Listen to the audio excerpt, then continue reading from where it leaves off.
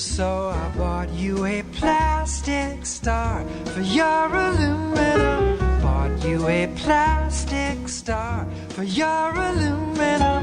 Bought you a plastic star for your aluminum tree.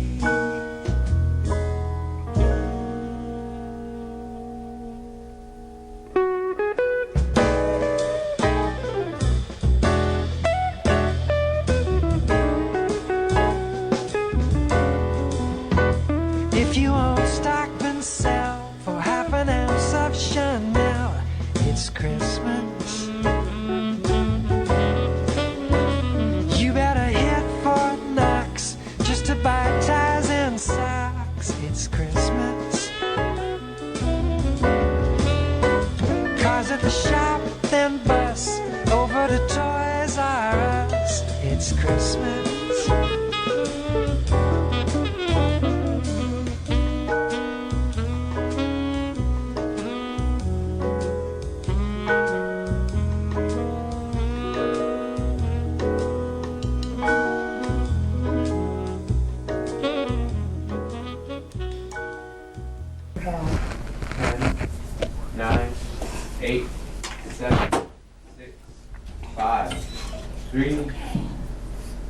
Okay. Hi, everyone. Welcome to Knowledge is Power. I'm Wanda Miller, the host, and in the background, you will hear some whining and whimpering, and that's not Ace. I haven't beat on him or anything, and he's not upset because he's working today. It's actually, we have special guests. We have Ophelia, who is a rescue pit bull. And we have another special little guest that we will bring out later. And my guest this week will be Jessica Blouch. Blouch? Okay, Jessica Blouch. And she is the vice president of Pitties Love Peace. That's Pitties as in pit bulls. And I have Laurie Yost as well, and she's the president and founder of Pitties Love Peace. And they are a bully breed rescue based out of Lancaster County. And they often take other breeds as well. I got that off their Facebook page last night, and we're going to talk to them a little bit later. But first I have some things to go over because we always have our awards and we have a lot of things to discuss. I guess first up is I have an update on the Dakota Access Pipeline. Last week I had Jason Turner and Joy Yana on, and they had actually gone out to Standing Rock. And they were talking about their experiences last week. And, it was funny because last Thursday, apparently the Army Corps of Engineers halted the construction of the pipeline. So that's good news. I don't know what's going to happen from here all out, but at least for the time being, they've halted it. Now, the next thing we're going to go on to is I want to let everybody know that next week, which is the 15th, Thursday the 15th, we are going to have a special show about health care. The Pennsylvania Health Access Network is having their Healthcare Day of Action. And for those of you who watch the show, you know that I have been working with them and telling my story of supported housing and trying to get the message out that that's something that needs to be dependent on Medicaid expansion. That's something that really needs to be expanded in Pennsylvania. We need to have more affordable housing. And Senator Pat Toomey has started the charge to have the Affordable Care Act repealed.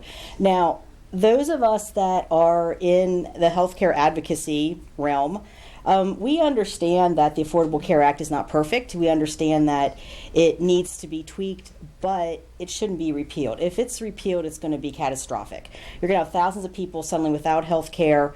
The cost is going to be just astronomical of taking care of people that had health care, now they don't, and they'll go off of health-sustaining meds. So I think Senator Toomey needs to really think about this before he just leads a charge. And I have his number here if you would like to call his office and tell him that to not to repeal the Affordable Care Act, but also to make it better. We're not saying that it's good the way it is now, but repealing it's not going to help. We need to keep it in place and just go forward and make it better. So his number, if Ace can put that up on the screen for me, it's 717-782-3951. And then, of course, next week we're going to have the Healthcare Day of Action show, and my guests next week are going to be Carla Christopher of Put People First. I'm going to have Dr. Sherry Kim on from Susquehanna Valley Community Mental Health Services, and Tiana Byers, who is a citizen who has had health care, just recently gotten health care with the expansion, and she's going to talk about how her struggles of getting health care and what would it mean to her if she loses it now. So going on to let's see. I guess I should talk a little bit about, we're going to talk a lot today about, we're going to talk about the pitbull rescue, but we're also going to talk a lot about how to take care of your pets during the holidays. And the holidays can be very stressful for pets and for animals in general. And holidays can also be very difficult and stressful for people as well. And I just want everyone to know out there that if you're having some kind of crisis, if you're not feeling good, if you have a lot of grief, if you need someone to talk to, there are services out there are resources out there. And Ace, if you can put these numbers up for me. The first one I'm going to give you is WellSpan Crisis. That is 717-851-5320 or 1-800-672-2496. And then the next one we have is True North Wellness Services, and that is 717-632-4900. And then I'm also including Dr. Sherry Kim's office, because Sherry has a walk-in clinic every Wednesday from 10 to 2. If you're having issues and you need someone to talk to, or you need some resources, you need some referrals, you can go to their clinic. They're very happy to help you, and their number is 717-739-6576.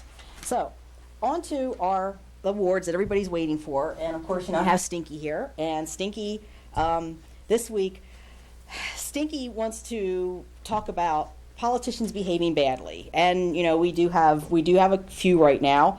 One of them is getting the Stinky Skunk Award. This is PA State Representative Mike Tucci. He is the House Speaker, and he was one of the powers that be that made it so that Libre's Law wasn't passed. So now Libre's Law is going to be kicked into next year. These people that have fought so hard for this and spent so much time and energy and have tried so hard to put in place a law that would protect these innocent animals are going to have to start all over from scratch. It just doesn't seem fair to me. And so for that, I think Mike deserves a Stinky Skunk. I'm also going to give the Stinky Skunk once again to Senator Scott Wagner for what he is doing to the people of the unemployment. You can't just take one action, Scott, and then expect that to be in a vacuum, because everything works off of everything else. So, and his number, and by the way, his number, if you want to call him and tell him how you feel about this, his number is 717-846-2828. That's Scott Wagner, and Ace has that up for you. And then the third one is Senator Pat Toomey, which we've already talked about. And the Golden Hammer, which I forgot to bring the Golden Hammer, folks, because I was so focused on dogs. I was so excited for this show because they're so cute and they just do such a great job. But the Golden Hammer Award is going to all those hardworking advocates out there. I don't care if you're doing healthcare, if you're doing human rights, if you're doing animal rights. The true advocates do it, and they do it all, and they do it because because it's the right thing to do. They're not doing it because they're going to get compensation. God knows they don't get compensation. They spend a lot of long nights, long days. They work their butts off at a regular job, and then they go and they do this for how many hours. So I want to applaud all of them because, Knowledge is Power. Kip salutes all of you for the hard work that you do. So with that being said, I'm going to let my guests come on. Ace, and before I forget, we do have the Literacy Council sent us another really funny backwards alphabet challenge. This is the Jack Giambalvo crew. So Ace, if you can play that, and while that's playing, I'm going to get my guests and their little furry friends here, and then we'll be talking to them. We're going to come over here.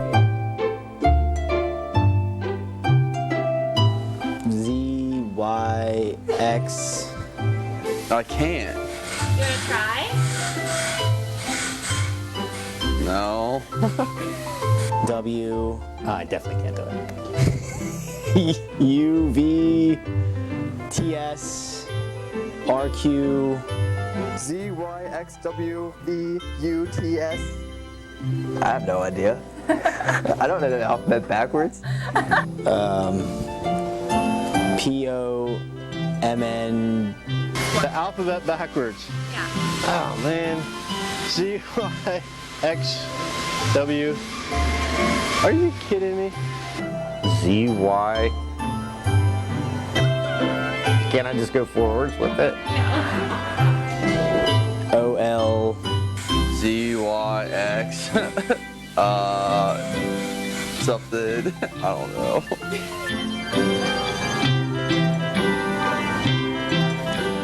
A, B, C, D, E. K J I H. What? That ain't gonna happen. E D F or F E D C B A.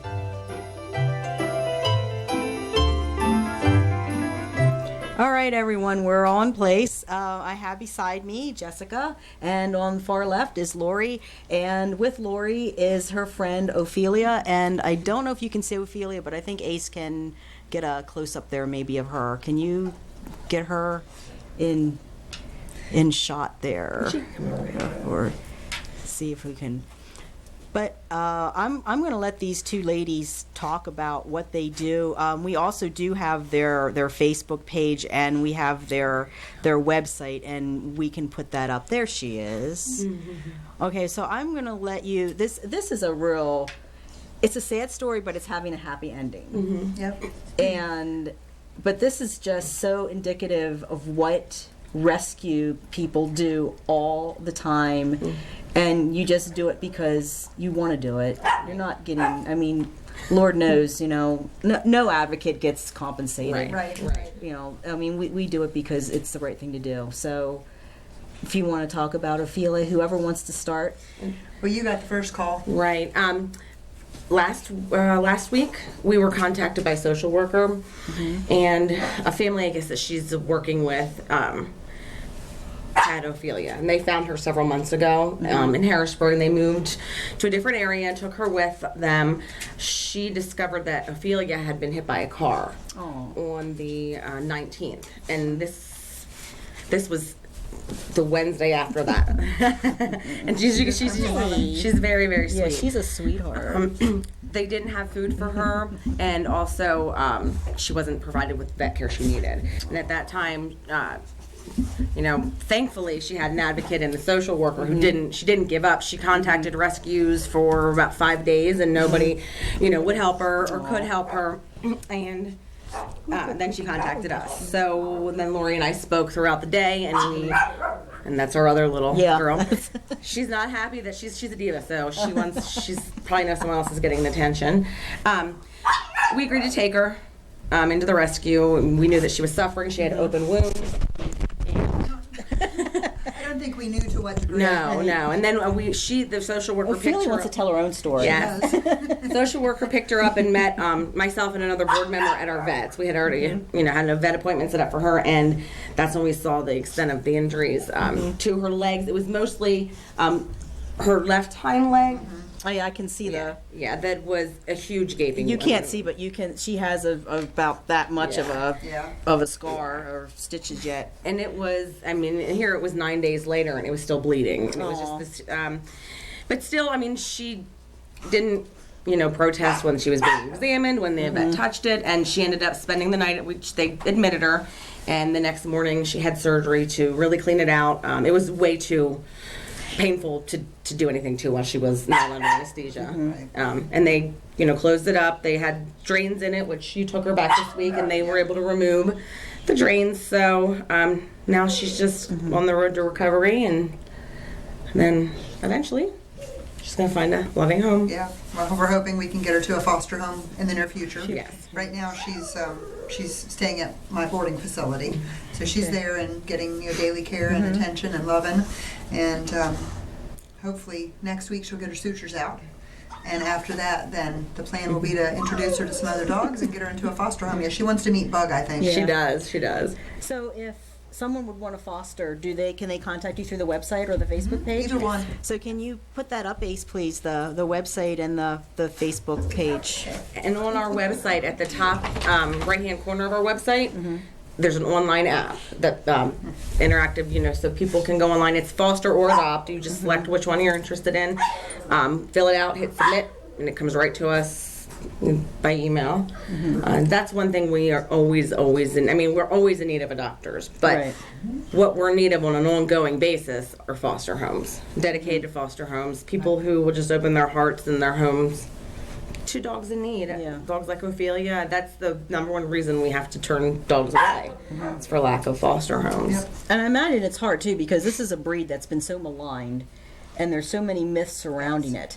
And we all know the stereotype. They're mean, they're nasty, they're fighting dogs. That you can't have them around kids. They're vicious, and 99.9% of that is not true Right. for most dogs. I mean, and the dogs that do have those behavioral issues have them because of what was done to them. Right. It wasn't their It was natural. lack of socialization Exactly. or lack of proper attention or care or training. Absolutely.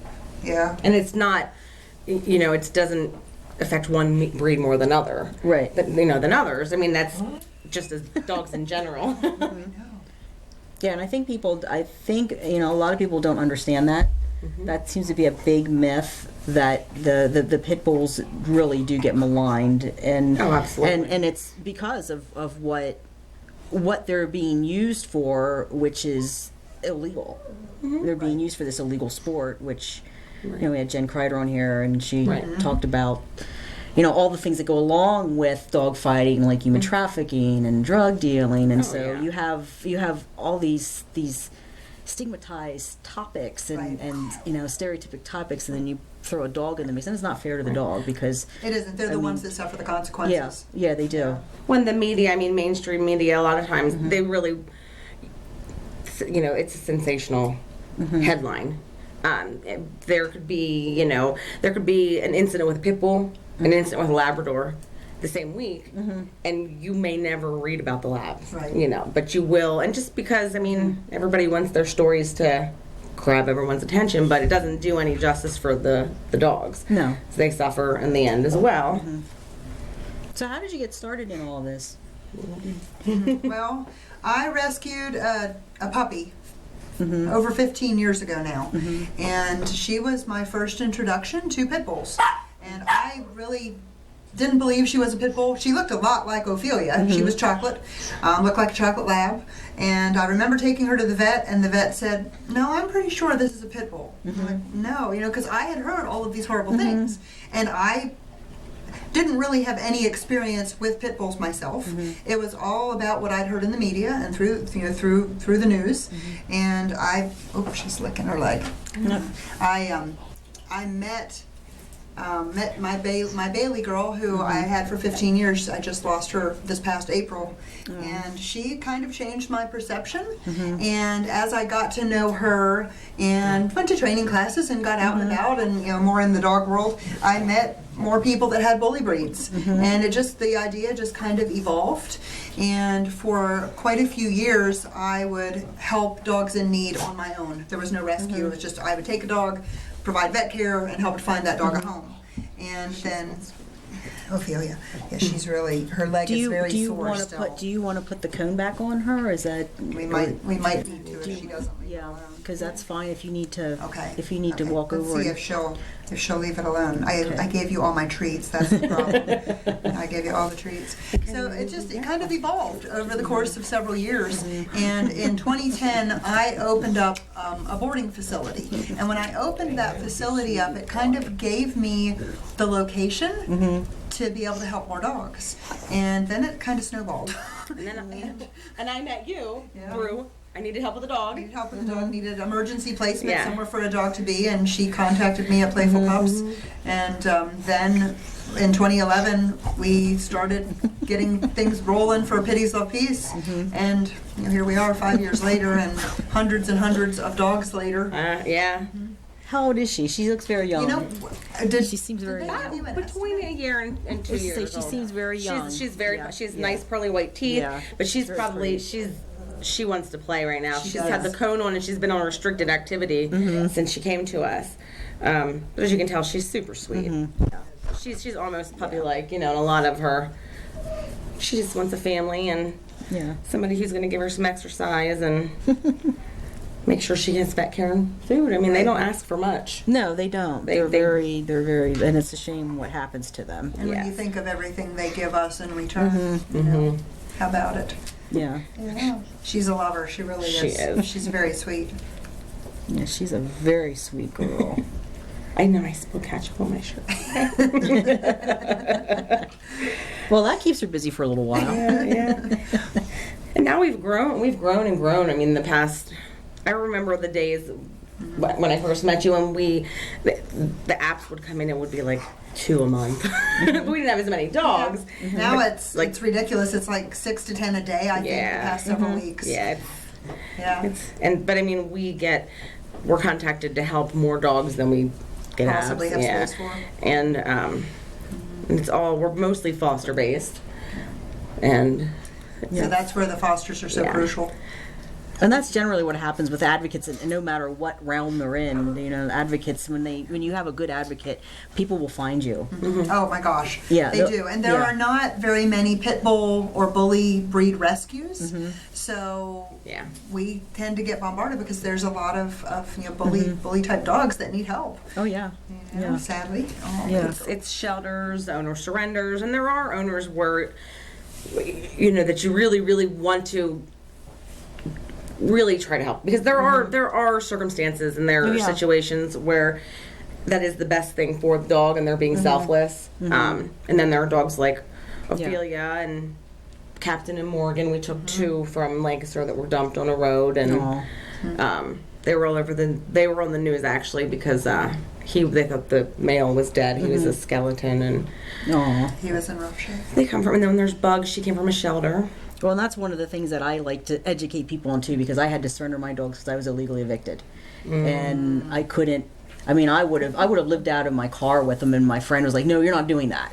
Right. You know, you can't." You know, my friend was like, because I'm not really separated from my dogs, Right. So, okay, so there are people that, you're absolutely right, and I'm glad you said that, because there's another big stigma that you give up your dog, you're a horrible person, and sometimes people get sick, people lose a job, people. There's so many different circumstances. Yeah, you can't, and this is one of the things that Sue Kelly was on last week, and she was talking about going to rescues and getting a dog, and one of the things that I brought up with her, and we talked about a little bit, was the fact that if you go to a rescue and they turn you down, just don't give up, Right. because there's going to be someone out there that understands what happened. Oh, absolutely. So, you could go and one could be very strict and they could, oh no, you gave up your dog, I don't care what the reason is, you're a bad pet owner. Right. But then there's going to be other people that are going to look at it and they'll sit down with you and they'll talk to you. So, everybody's circumstances are going to be different. Exactly. We've certainly had approved adopters over the years who had, for whatever reason,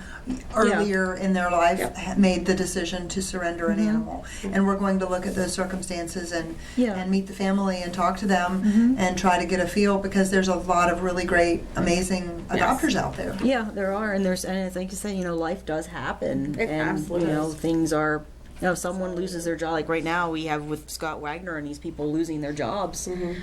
They're not getting unemployment. What happens to the dogs? Right. Yeah. Right. And we've had some people in really sad, situations, and in the past when we understood. I mean, we don't judge the dog. We don't want people to judge the dog by the breed. No. So we don't judge anybody as anything but an individual. Yeah. Right. Oh yeah. Yeah, I mean, it's a whole different situation when you intentionally harm an animal. I mean, Right. this was intentional. Right. There's no two ways about it. Right. Right.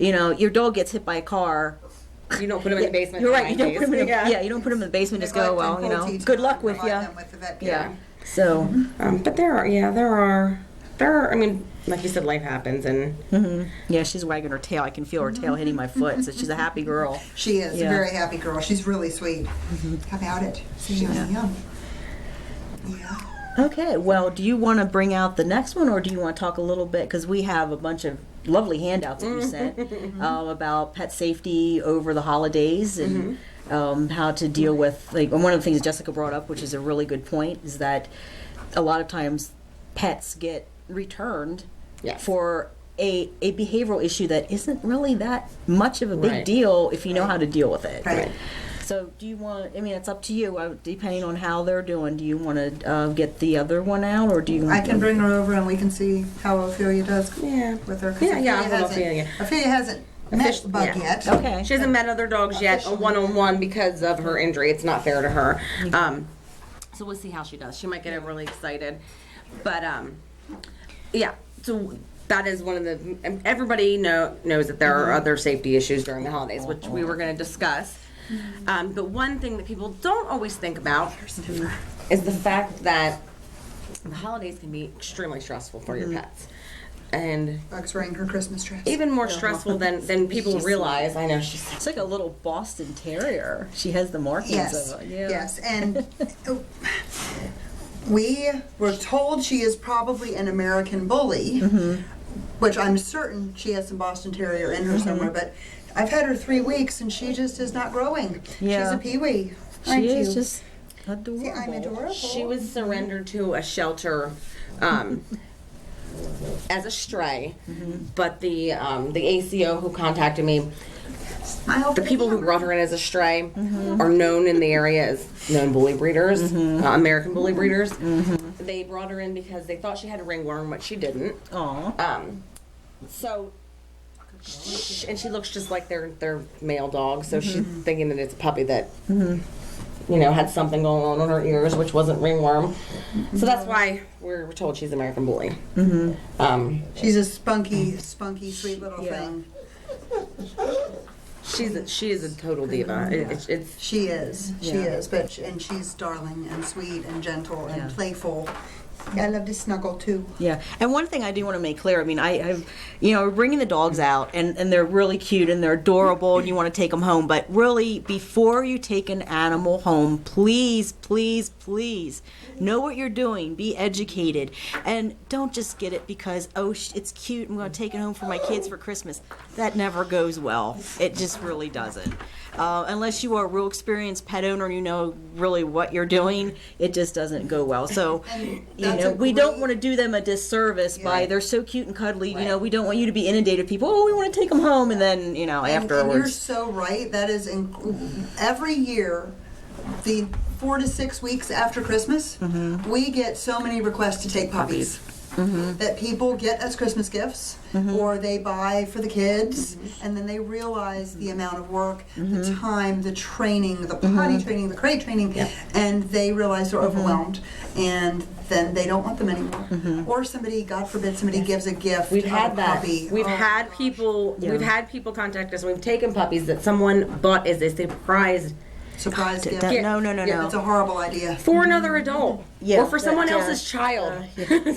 Yeah, if you want to give a surprise, give jewelry, give a car, don't give a living thing. I mean, and really, not just dogs. We're talking the gamut here. Don't give any living animal as just a pet, like surprise, because everything, even guinea pigs, rabbits, reptiles. There are reptile rescues, there are rabbit rescues, there are rescues for everything, and there's a reason for that. And generally, like Easter, after Easter, The chicks. yeah, chicks, bunnies, everybody gets inundated with that. So just keep that in You're mind, getting excited. because that, there's a sweet little thing there, and she's adorable, but she deserves to have a good home with people that know what they're doing, and if you don't know what you're doing, be willing to learn how to teach them behavior and socialization and potty training and all those things. Oh, for puppies, socialization is crucial. It's one of the most important things. There's that you narrow can little do. window there. Absolutely. They go through very specific developmental stages, and you have a small window of time to socialize and to train, and you get them out there. Oh, she's so cute, aren't she? She's a sweetie pie. so sweet. She is a real little doll. Look at her. And you put her down, and I mean, if we could put her down, and then you'll see her. Oh, she's so spunky. She's a clown. Oh my goodness. I'm so spunky. But yeah, that's a good point. We've had people that have contacted us in the past because somebody got their child a puppy for Christmas. No, not the gift you want to give to somebody. I mean, that's a lifetime commitment. It isn't just cute for Christmas.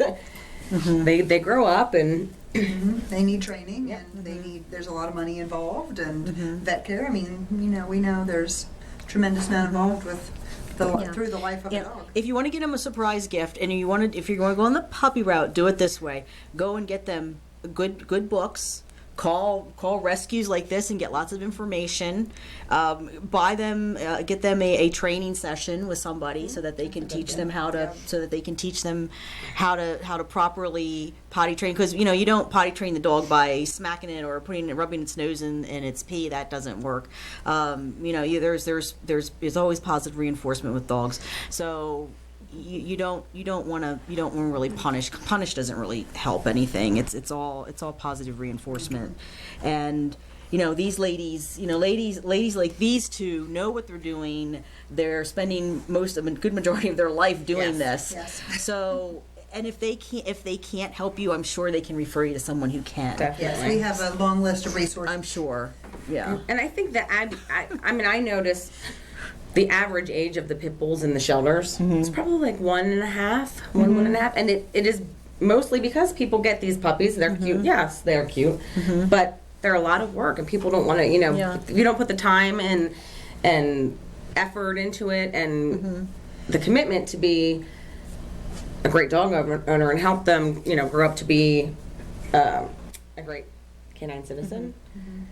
Then they get they end up in shelters. They'll end up as strays, and they're usually adolescent, unruly, no training, no socialization, and people just don't want to deal with it. Ready to go. Yeah. And if they stay tiny like that, it's not so bad. But when you have somebody like Ophelia, that's a very strong dog, and that dog's going to take you for a walk. So I have French bulldogs though. Just people say because they're small. I had Skipper Keys and they were strong too. I have French bulldogs, small but mighty. And I mean it's just as important to socialize and train the small ones because they can. Oh yeah. That's they're 19, 20 pounds strength and they can be little devils and it turn into terrors. For sure. Yeah, and quite often Jess is talking about the average age of the dogs that end up in shelters. They get them as puppies, 8, 10, 12 weeks old, and by the time they hit adolescence is when their personalities start to change. They become more stubborn, more bullheaded. That's when they really can benefit from that training and good solid leadership. And a lot of people do not have the knowledge or the wherewithal sometimes or the willingness or commitment to handle a dog when they get to their adolescent stage. It's kind of like having a teenage child in your house. They can test you. Then teenage dogs are the same way. Absolutely. So you have to be committed to them through the thick and the thin. Yeah, and you have to understand that they're going to need checkups. They're going to need shots. They should be spayed or neutered. That's a biggie. Absolutely. Don't, I want to breed my dog because it's so cute. No, that's why these ladies are doing, they don't need more. They have enough to cope with. There's food, there's leashes, you don't have to dress them up, but there's a lot of basic things that they need. Absolutely. So it's not like, I've had dogs. I have dogs pretty much my whole life until I was legally evicted in 2012, and then I had to surrender my dogs, and I'm in an apartment now, and I have so much stuff. It just wouldn't be fair to the dog to have one. So I have a betta fish, and betta fish is pretty easy. Yeah. So if you want to go the first time pet route. Get a betta fish, but please don't put them in a little bowl. Get like a 2.5, 5 gallon, because we had when Kristen and Jen were here from the Humane Society. I put up some pictures about bettas and did a little betta education because every animal deserves proper care. And then if the family is ready, if it's the right time and they're ready and they have the time to devote, and they're going to be committed dog owner, we work with all of our applicants to find the best fit. family is their first dog, we'll match them and have them meet some dogs that are easier. You know, every dog and every family, you know, aren't created equal. So we'll help them with a dog that's easier than just picking out any dog. And I mean, honestly, and puppies are adorable. Puppies are cute. Oh yeah. But they grow up. Yeah, and sometimes you don't know what their personality is going to be like. Right. That's one of the benefit of getting an older dog. Right. Yeah, What you see is what you get. Yeah. Regardless of what their past, you know, is.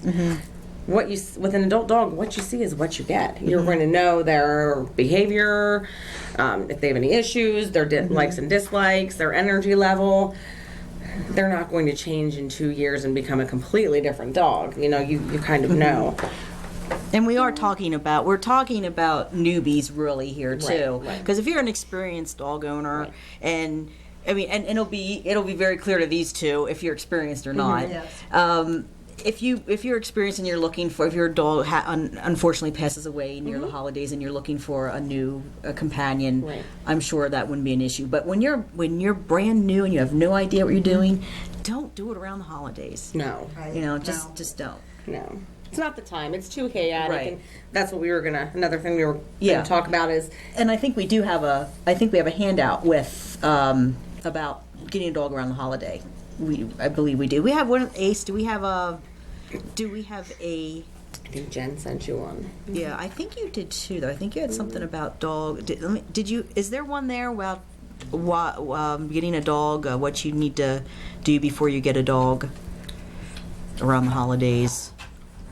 Yeah, it's not the ideal time, unless, like you said. Well, I know we have the behavioral one, Right. So we can show that. Is that it there? That has some has a variety of. Okay. How about the one? There's one there with dog behavior. It shows a dog crouching. Body language. Yeah, yes. the body language. You can show that one. It's a tree. Yeah, that's not it. There's one that'll show it shows the dog kind of cowering, like a half cower and a full cower. And it's subtle signs. What it is it's it has subtle signs of fear and anxiety in dogs. Okay. Because the holidays are stressful for people. They're stressful for me. Right. You know, and even though people love the holidays, the decorations, the lights, the tree, friends and family visiting, or going to visit friends and family. Is that it? No. Okay, what is that one? Let's just talk about that one. Okay. How to keep your dog happy during the holidays. Okay. You want to talk about that one a little bit? I can't see it. Well, I can't read it, so. Let me see. But yeah, that's okay. This covers a variety of topics, though, around the holidays, and behavior is one of them. But how to keep them happy around the holidays?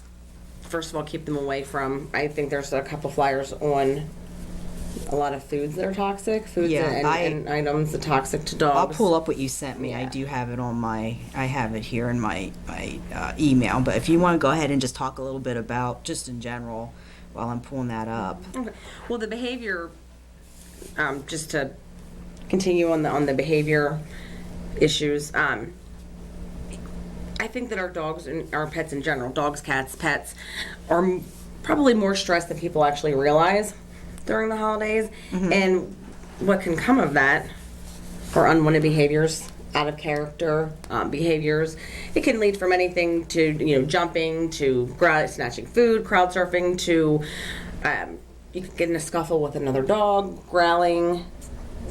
Here's the subtle signs of Yeah, fear. there's Now, that which one. one should we looking at here? Hang on there, folks. We have a little. This one has the purple. I think this is the. Is this the one? No. This is. I thought this might be. This might be. Maybe. Let's Yeah, see it this. is. It is. Is that it? Mm-hmm. Okay.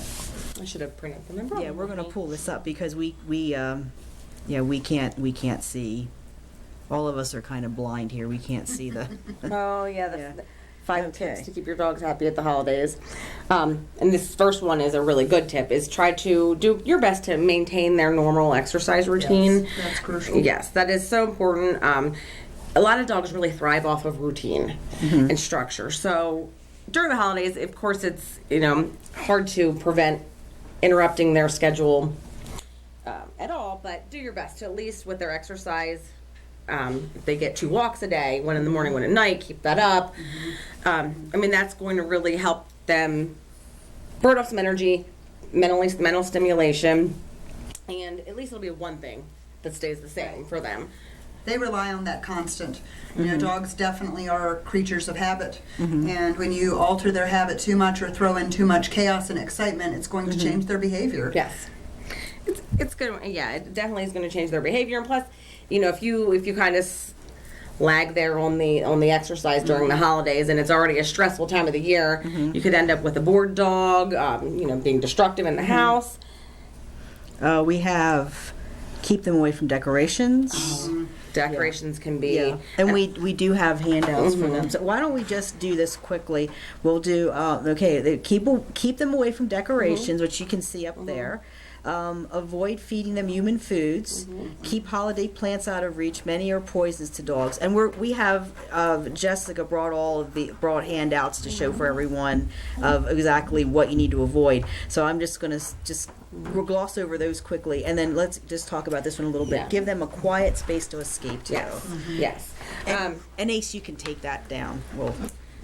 Definitely. You may like to, your dog you. may be used to seeing, yourself, some family members, friends and family from time to time, 1 or 2 here and there, but especially if you're having people over for the holidays, give your dog a quiet space to kind of get away. You can put them, put their crate or put them, depending on if they can be crated or uncrated, supervised. Just give them, in a bedroom with a shut door. Just because you want to visit with everybody does not mean that they want to. It can be very overwhelming for Yes. a dog. You have 10, 12 or more people in your home with a bunch of running children. All the kids and people are excited. Doors opening and shutting, and you risk of your dog running out the front door. Just give them a quiet space. They don't need to be part of the festivities. Now, if you know that your dog is a total social butterfly, and gets stressed over nothing, that's one thing. But and that's another reason why you don't want to adopt around the holidays. Absolutely, it's because way the too dog's already. stressful. You have to understand. Like for Miss Ophelia here, she was in a basement. She had a leg. She got hit by a car. She had a bad leg. She was in a basement. She was there till someone finally got her, removed her, took her to this rescue. A bunch of strangers to a vet. A bunch of strangers. Then a vet's poking around her. Now she has a cone on her head. That's stressful. And then if you would take her to your home and then have your family over. Yeah, and have your family over and everything. And if she snaps at somebody, you can't blame her. Right. And I would probably snap too. One of our big things that we tell adopters is that they need to set the dog up for success. So it's making sure that they have that safe place to get away to. They have a crate where they're going to be happy and safe when people are at work. Or if they're going to adopt a dog and then they go on vacation the next week, or they have a big holiday party, that's going to add to the stress of the new dog. And you're taking a dog into your home that doesn't even know you yet, Right. and then you invite a bunch of friends over, or We actually tell them not to. not to do that. Don't have a party. I always tell the adopters, please do not have a party tomorrow with all of your neighbors and friends and family, because the dogs doesn't even know you yet, and then you're going to throw them in with a bunch of other strangers. But the same kind of applies to the holidays. And then there's a tree in their house, which can be kind of confusing. There's people, kids running around, excited, people opening gifts, wrapping paper. All of that can be really stressful, and you may think your dog is okay, but they give us signs, even if they're subtle signs, and that's the one handout that I sent kind of gives people. This is the body language. Yes. Do you have the body language of fear? Yes, that is it. Thank you, Ace. These are some these are some more subtle signs. People obviously, if you see a dog cowering with their tail tucked, they're scared. Most people will know that they're scared, but there are some other signs that people don't really catch on to. Slightly cowering, licking of the lips. They're licking their lips. I mean, that's a sign of stress and being nervous. Or if they're panting and it's not hot, and sometimes people say, why are you panting? It's not hot in here. But if they're panting, yeah, it's a stress signal. If they're panting and they're not warm and they didn't just run around the backyard playing, then that's also a sign of stress. And also yawning when they're not tired or sleeping or ready for a nap or just woke up. That's another big sign. The brow. Yeah, Brows and the for ears ears kind of aside, to the yeah. side. Yep, definitely. And those are signs that so many people, and you can't blame them if they don't know, wouldn't notice in their dog. Hypervigilance, another one. Yeah, they're kind of looking for something like what's going on with Let's see. pacing, and moving away, and that's a good one for people to realize. A lot of times, family members come over and friends, and they want to pet your dog or give them a treat, and if the dog kind of like shies away or like is trying, don't force them. I see people do that all the time Itself from a situation that they do don't not feel comfortable with. Right. But most people ignore that. Right. Or don't realize, oh no, come here, let me pet you. Oh, get The dog over there, really yes. wants to get away and be left alone. And then if the dog snaps, the dog already gave you a sign, but you ignored it. And then also not eating. And I have a couple dogs that do this. If you have a dog that's highly food motivated, and then suddenly I take them out somewhere, and they get some dogs get a little more stressed, like the vet or visiting new places, and then someone wants to give them a treat and they don't take it, or they just spit it on the ground. That's another sign of being stressed. It's just small things to watch out for, and then You can take it. You can take that off now. I think we.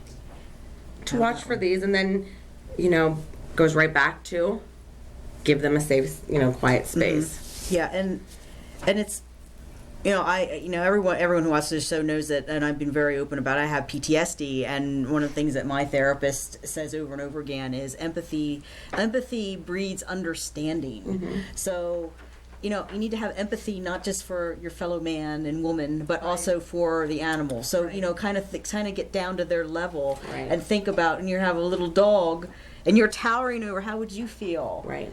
If you're like, hi, that's kind of scary. Right. And I think that we've kind of been programmed that when you see a dog, you want to go up, you want to pet it, you want to reach in, you want to pet the top of its head, and from a dog's perspective, that can be a very intimidating and overwhelming thing. Because they can't see your hand. Right. And for some dogs, it's viewed as a challenge.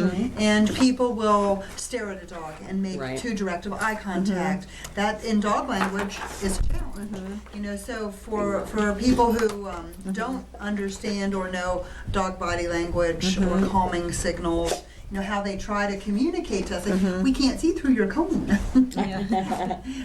It makes it difficult because the dogs do try to communicate with us. They do. In their language, but we don't know it. We don't know their language. So for anyone to educate themselves and learn more about how dogs do communicate, you can really have a much greater bond with your dog or with dogs in general. And set your dog up for success. Yes. And so many of the dogs that have been returned to us after the holidays, it never fails, a dog or two at least, because there was an incident. A dog grounded a child at Christmas while everybody was opening Christmas gifts, including the dog around the tree. That could have been prevented. It's so overstimulating and overwhelming.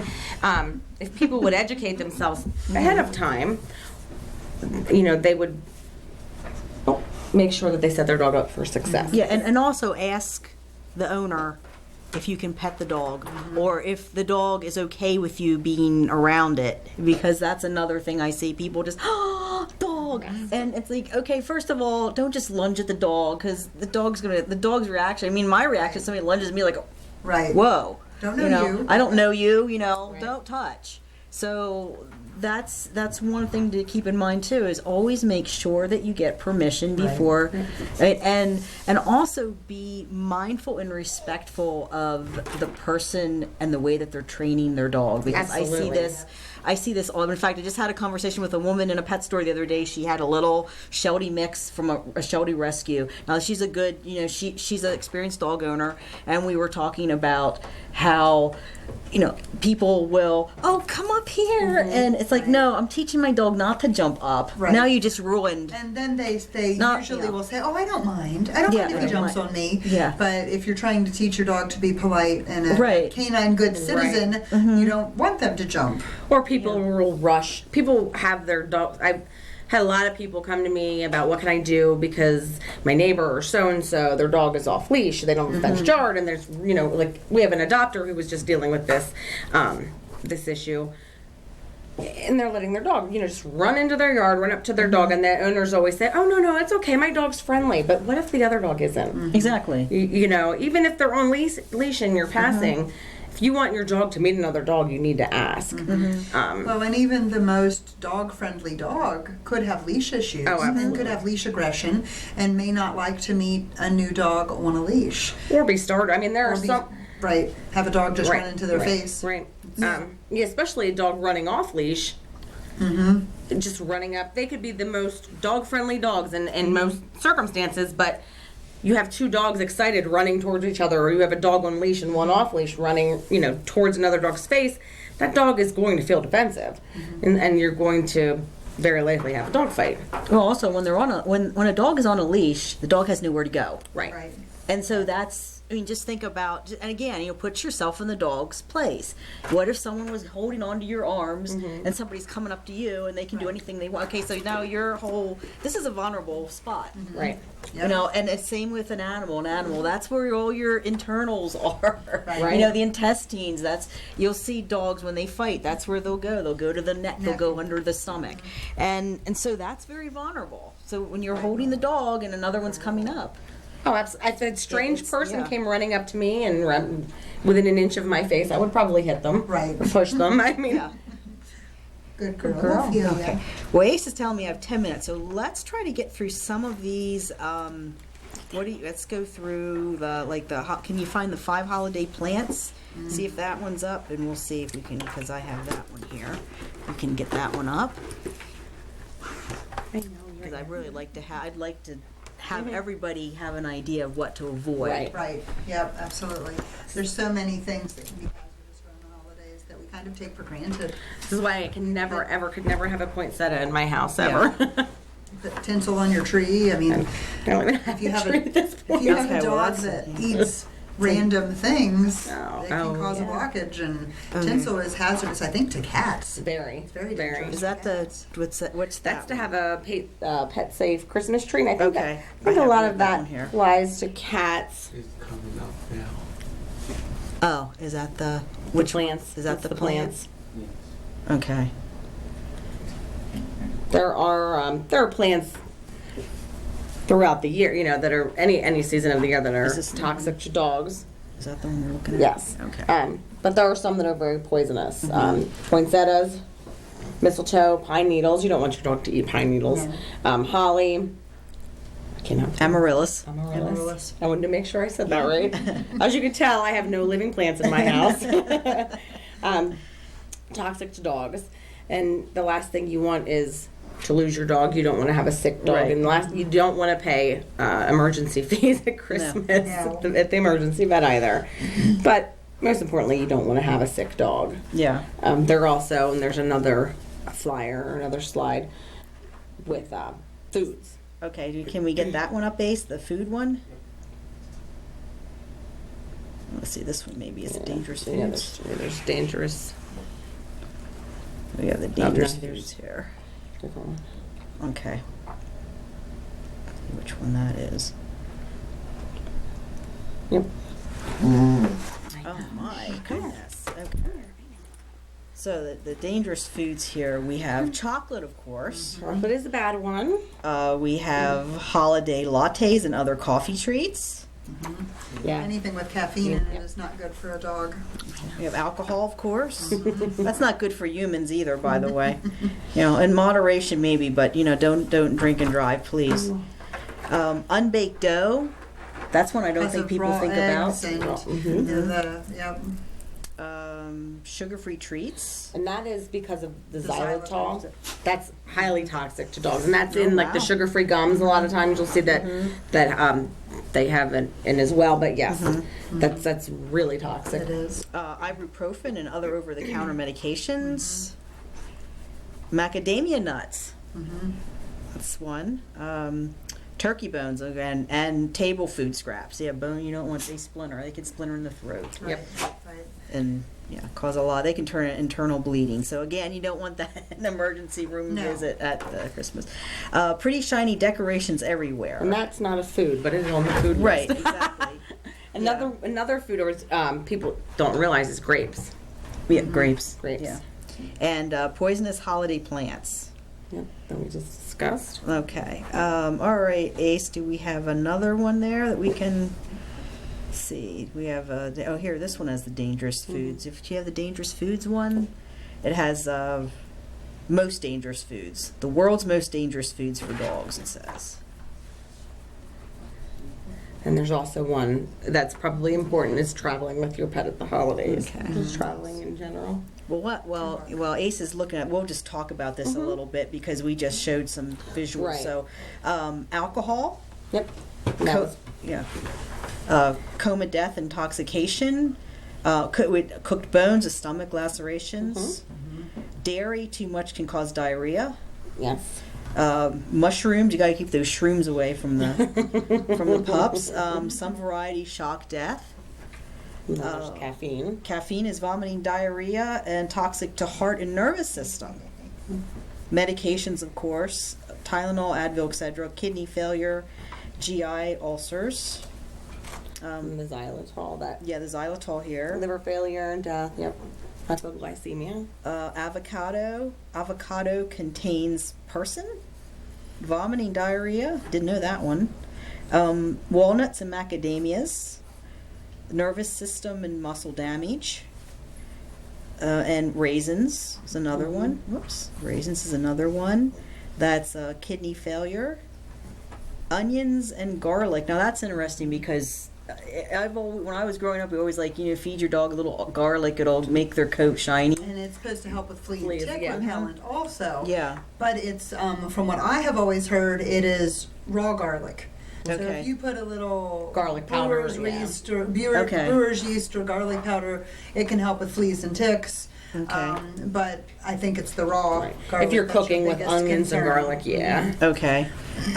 So it says blood cell damage, anemia, grapes, kidney failure, fatty foods, too much can cause pancreas. What did it say? Too much there? Too much pancreatitis. Chocolate, toxic to heart and nervous system, death. Yes.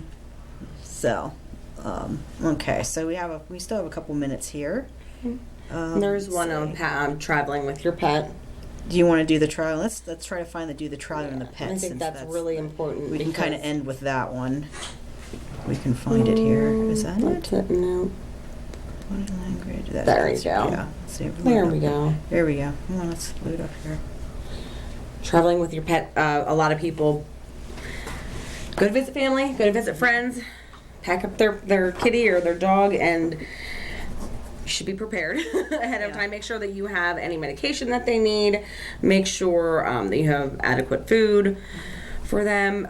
Make sure that they have identification on and that their tags have your current phone number. I've seen stories of many people that their dog was lost, dog ran off, and had identification tags on, but it was an weren't old current. phone number. So how's somebody going to reach you? They really should be microchipped. You want to travel with copies of your current vet records. Yep. So that you have your proof of vaccines in case something would happen. Okay. Yeah. Here we have it. It finally came up here for me. If you're using a crate, make sure it is well ventilated and secured. Make sure it is large enough for your pet to stand, sit, lie down, and turn around in it. Get your pet used to the carrier at home before trying Yes. it out in the car. Never feed your pet in a moving vehicle. Feed them a light meal 3 to 4 hours before hitting the road. Well, that should be self-explanatory. Never leave your animal alone in a parked vehicle, not even for a second. And we would have had legislation that would be helpful for that had things gone differently. In summer, even with open windows, your car can get extremely hot and your pet can get heat stroke. In winter, your car acts like a refrigerator, keeping the air cold, causing your pet to freeze. Ace, you can take that down now. Oh, thank you. Bring along a pet travel kit with any and all travel papers, medical and vaccination records, food, a bowl, leash, a plastic bag to collect waste, a first aid kit, and toys.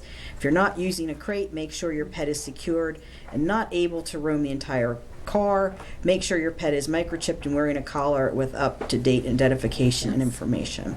And with that, we have about 2 minutes left here. So any closing thoughts from either one of you or Ophelia? I mean, Ophelia's She's like, falling yeah, asleep. Ophelia's like, oh, She's ready for a this nap. is, yeah, I'm tired now. And the little. Yeah. I mean, I think the biggest thing that I think of at the holidays is what we talked about earlier. You know, if you're thinking of adding a new pet to your family, make sure it's the right time. Make sure you have the time to dedicate, and that you are not going to have a big holiday party. Ideally, I think the best thing to do is to wait till after the holidays. Definitely. Yeah, I think so too. And I appreciate both of you coming out. I appreciate you bringing your little fur babies along. I hope you guys, come back and bring, bring new fur babies that need homes. And for everyone out there, remember next week we are going to be having the healthcare special show. And, if you have, take care of yourself, take care of your pets. And until next time, take care of yourself. And, call your representatives. Let them know what you're thinking.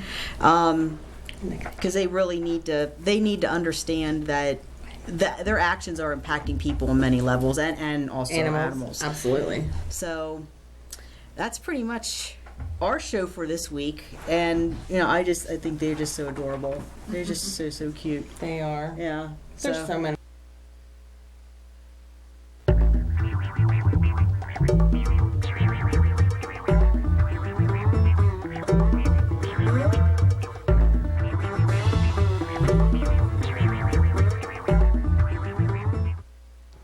Hi folks, I'm Steve Butler. I'm really excited about today's project. It's the perfect recycle, reuse, repurpose project. We're going to take this simple cigar box and turn it into a cigar box guitar here in the garage.